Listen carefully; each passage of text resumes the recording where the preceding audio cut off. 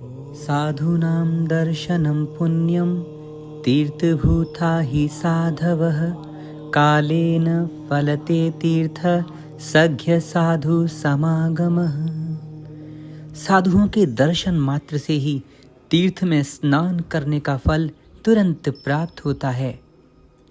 तीर्थ में स्नान करने का फल तो वास्तव में थोड़े समय बाद मिलता है, लेकिन सिर्फ साधु पुरुषों के संग से ही वो फल तुरंत प्राप्त हो जाता है, अर्थात मनुष्य का मन तुरंत ही निर्मल हो जाता है। ऐसा महान आचार्य चाणक्य ने कहा था। पारस में और संत में बड़ो अंतर जान, वह लोहा सोना करे वह कर आप समान। आपको पता है, एक पारस पत्थर होता है, अगर लोहा उसको छुए तो वो उसको सोना बना देता है, लेकिन पारस पत्थर भी संतों की तुलना नहीं कर सकता, क्योंकि पारस पत्थर तो लोहे को सोना बनाता है लेकिन अपने जैसा नहीं बनाता। वहीं संत इतने महान और श्रीहरि को हृदय में रखने वाले होते हैं कि वे शिष्य को अथवा भक्त को उसके अज्ञान को नष्ट करके अपने जैसा बना लेते हैं। यानी जो गुण पारस पत्थर में नहीं, वह गुण संतों में है। नहीं शीतल है चंद्रमा, हिम नहीं शीतल होए, कबीरा शीतल संत जन, नाम सनेही सोए। संत विटप सरिता गिरिधरनी, परहित हेतु सबन की करनी। संत पुरुष परोपकार के लिए ही अवतार लेते हैं। वे दूसरों के सुख में प्रसन्न होते हैं, और कहीं दूसरा दुखी हो जाए तो वे उसके दुख को दूर करने के लिए चिंतित हो उठते हैं।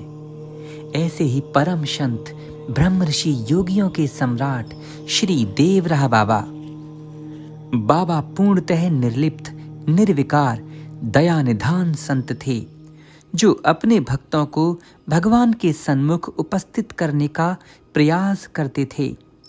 श्री देवराह बाबा सदा भक्तों से कहते, बच्चा, जब हृदय पर बारंबार राम नाम का रगड़ पड़ेगा तो भगवान का साक्षात्कार हो जाएगा, इसमें कोई संदेह नहीं। वैराग्य, ज्ञान, योग, प्रेम, तप, ये 5 चीज चाहिए प्रभु के दर्शनों के लिए।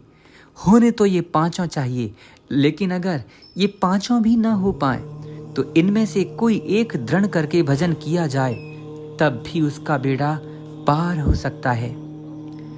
लेकिन कलयुग की इस कलुषितता को देखकर और समय की क्षीणता को देखते हुए एक आम मनुष्य के पास इतना समय नहीं कि वो वैराग्य, ज्ञान, योग, प्रेम और तप, इन 5 का संयम पा सके, इन पर काबू पा सके।